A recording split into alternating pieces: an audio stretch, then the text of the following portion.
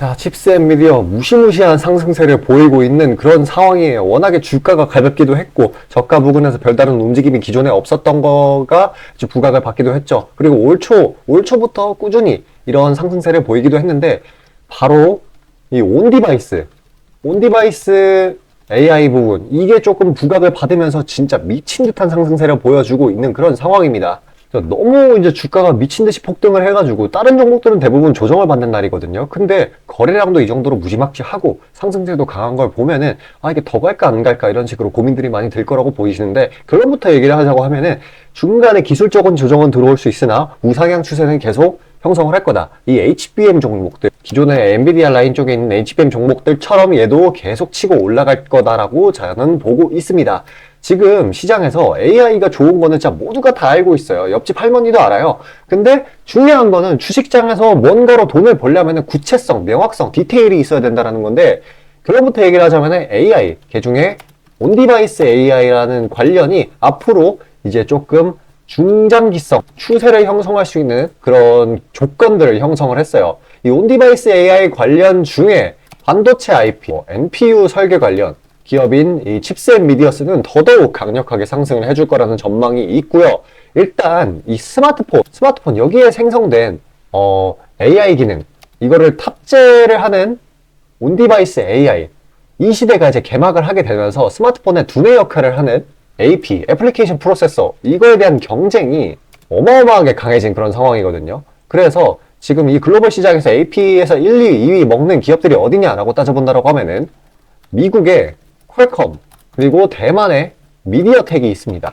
얘네들이 신제품을 막 쏟아내고 있는 상황인데, 삼성전자도 엑시노스 2400을 공개를 하면서 점유율을 끌어올리고 있는 그런 상황이에요. 시장의 집중이 AP 이쪽으로 마구 쏠리고 있다고 보시면 돼요. 정확히는 온디바이스죠. 그렇기 때문에 이제 내릴 수 있는 결론이 뭐냐라고 보면은, 이 AI, 이게 조금 이제 일상이 되는 시점이 된다라고 하면은 최대 수혜를 보는 기업들은 바로 이 스마트폰을 공급하는 기업들, 뭐 삼성, 글로벌 IT 기업들, 이런 게 될 수 있고, 스마트폰의 핵심 부품을 공급하는 기업이 될 거라는 거예요. 당연히 그 핵심 부품은 이게 될 거고요. 그리고 또 다른 핵심 부품은 바로 고성능 메모리 반도체, 이게 될 겁니다. 자, 시장이 엄청나게 급변하고 있는 상황이에요.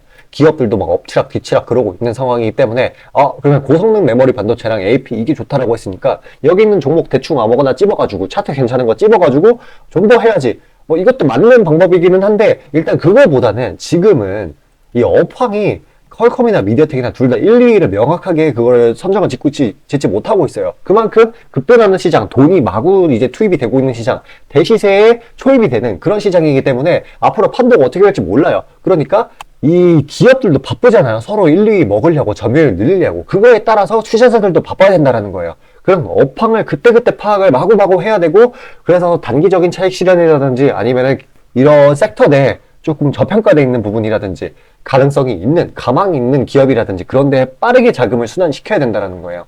그러니까 결론부터 얘기를 한다고 하면은 실질적인 수혜 기업, 이거를 포착을 해야 된다. 근데 지금 당장 눈에 띄는 건 퀄컴, 미디어텍 이거밖에 없다. 이 라인에 있는 친구들을 최대한 잡아주는 게 좋습니다. 상대적인 수혜 강도가 높은 종목들을 잡아야 된다는 거예요.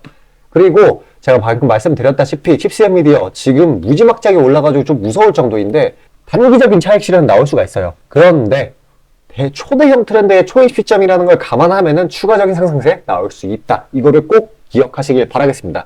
물론 요즘 시장 특성상 추격 매수는 권해드리지 않지만 그래도 추가 상승세는 나올 수 있다라는 점. 자, 이런 식으로 오늘 거의 상한가를 가려는 움직임을 보이고 있죠. 그러니까 최대한 이런 지금 사람들 심리가 그거예요. 눌리면 사야지. 그렇기 때문에 적당한 구간을 최대한 보고 있는 게 맞습니다. 지금 시장에서 명백하게 가장 강한 섹터 중에 하나네요. 그래도 이렇게 급등 부근보다는 장 마감 때까지 최대한 지켜보는 게 현명하다라는 거예요. 이전 기간 흐름을 본다라고 하면은. 자, 아침에 시간이 없으신 분들을 위해 장 전에 당일 부각 모멘텀, 그리고 시세 분출 종목 매일 아침에 구독자분들께 보내드리고 있습니다. 자, 쓰잘데기 없는 이 정크 가짜 정보들 다 필터링 거친 뒤에 정제된 정보들이고요. 당일 부각 이슈들로만 정리해서 보내드립니다. 자, 시장에는 한 가지 진리가 있어요. 아무리 초특급 악재가 터져도 막 해가 서쪽에서 뜬다고 하더라도 이 아침에 시장이 개장을 했을 때 반드시 튀어오르는 종목은 항상 존재해요.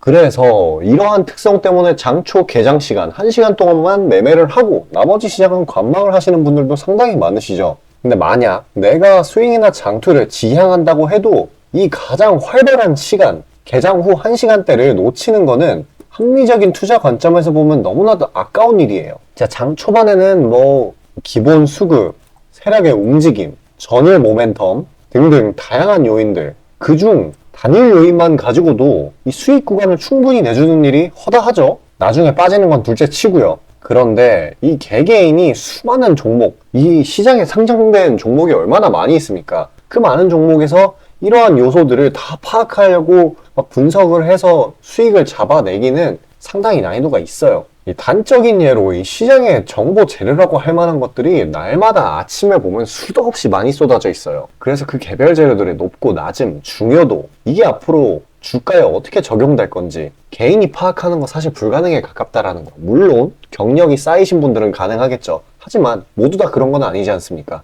혼자 분석을 하려 한다면 본업이 있어가지고 시간이 부족할 수 있고, 앞서 말씀드린 것처럼 이 시장 경험 분석이 부족해서 그로 인해 재료 해석에 대한 미숙도 있을 수 있고, 아무튼 이 황금 같은 시간에 안 그래도 변수를 줄여야 될 시간에 자잘한 변수가 오히려 추가가 된다는 거. 자, 제가 왜 이런 말을 이렇게 장황하게 하느냐? 제가 다 제공하겠다는 거예요. 저랑 제 팀이 날마다 추리고 추린 당일 모멘텀, 그리고 당일에 부각될 만한 알짜 정보들을요, 당연히 가짜 찌라시 같은 건 알아서 걸러드리겠죠. 요즘 같은 정보 과잉 시대인 만큼 제대로 걸러야 하잖아요. 승률이야 말할 것도 없습니다. 만약에 적중률이 낮다라고 한다면은 이 많은 분들이 계속해서 정보 받아보고 있지 않을 테니까요. 비중, 진입가, 손절가 다 제시해서 안내드리고요. 정말 중요한 손절가까지 매번 철저하게 다 챙기고 있습니다. 처음부터 끝까지 이런 식으로 다 떠먹여드린다는 거. 자, 그리고 정말 중요한 얘기인데, 이 시장에 100%라는 건 없어요. 그래서 날마다 수익이 난다라는 거는 정말 말도 안 되는 일이죠. 저도 100% 장담 못 드립니다. 하지만 팩트를 말씀드리면은, 저는 매번 분석을 통해서 진짜 머리가 갈릴 정도로 분석을 해서 분명히 높은 수익률로 시장에서 살아남아오고 있어요. 손절, 비중 관리 철저히 해가면서요. 포트폴리오 전체 수익률을 우상향시키고 있단 말입니다.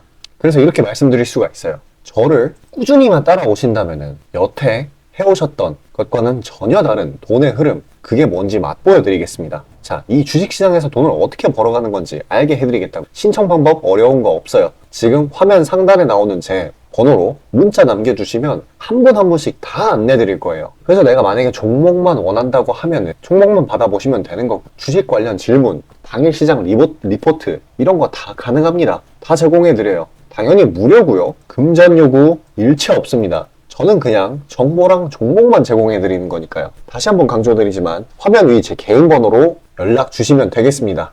자, 시장 흐름 보도록 하겠습니다. 일단 지난주 금요일 미증시 어땠어요? 조기 폐장 여파가 있었죠. 그리고 불프 매출 관망 심리 이런 걸로 인한 혼조세로 마감을 했는데, 그래서 그런 혼조세가 이런 식으로 장중에 적용되고 있는 거라고 보시면 돼요. 그나마 코스피는 장 초반에 좀 강한 모습을 보였는데 이렇게 쭈르륵 차익 실현이 나오는 걸 볼 수 있고요. 그래서 2500 라인을 뚫긴 뚫었는데, 그래도 이렇게 중장기 이평선 그리고 단기 이평선 상에서 지지가 계속해서 나오고 있는 그런 상황입니다. 어쨌거나 이제 이렇게 빠지는 요인들을 따져본다라고 하면은 뭐 PC 물가, 수출 이 정도의 주요 이벤트를 소화를 하면서 최대한 이 2500 라인에 근접해서 안착을 시키려는 움직임이라고 볼 수 있고요. 그리고 좀 주중 증시 방향에 미치는 또 다른 이벤트가 있는데, 그게 바로 베이지북, 연준의 베이지북이죠. 경기 판단 보고서로 보고 있는데, 이때 이거랑 연준 인사 발언 이거를 최대한 경계를 하고 있다라고 보시면 돼요. 최근에 오늘의 하락세가, 증시가 이렇게 오르고 대부분 이제 성장주들이 강하게 오른 그 요인이 뭘까요? 바로 긴축 해소라는 그런 요소들인데, 미국 시장의 미국채 금리 하락, 이게 굉장히 컸어요. 그렇기 때문에 이 베이지북 상에서 경기 판단 변화라든지 최근 시장의 위험 선호 심리 확산 이런 거를 둘러싼 연준 의원들의 발언, 이런 것들 때문에 지금 최대한 2500 구간에서 눈치 보기 장세로 흘러갈 수도 있다라는 거를 이제 인지를 하셔야 됩니다. 근데 뭐 그거를 제외한다고 하더라도 지금 시장에는 매수 매도 둘 다 약해요. 그리고 신규 자금 이것도 없어요. 그래가지고 큰 세력이 한번 이제 자금 돈을 이제 투입을 한다라고 하면은 이것 따라 움직여요. 방향성이 그거에 따라 결정되는 형태. 그렇기 때문에 지금 시장의 특징이 정치 테마주, 그리고 신규 상장주, 뭐 기타 테마 이런 쪽으로 순환매가 돌 수밖에 없는 흐름이 바로 이런 요인들 때문이라는 겁니다. 근데 이게 국내 증시만 이런 건 아니고 해외 증시도 비슷해요. 특히 미국장도 이 M7을 제외하면 나머지 다 횡보예요. 그러니까 우리가 따져본다라고 하면은 이런 상황, 좀 애매한 시장의 상황에서 취할 수 있는 행동은 이 M7 관련주, 예를 들면은 AI, 반도체, 그리고 또 뭐가 있어? XR, 자율주행차. 여기에 하위 라인에 있는 그런 종목들, 가치가 굉장히 뛰어난 종목들, 이런 M7에다가 뭔가 이런 밸류체인 내에 속해 있는 그런 종목들을 저가 매집을 하고 나머지는 최대한 트레이딩식으로 짧게 보는 게 유리할 겁니다. 물론 장초반에 거래량 많을 때요. 그리고 이게 진짜 이런 이전에 코로나 때 이런 대상승장 말고 조금 좀 무난무난한 상승장을 보이려면은 요건이 있어요.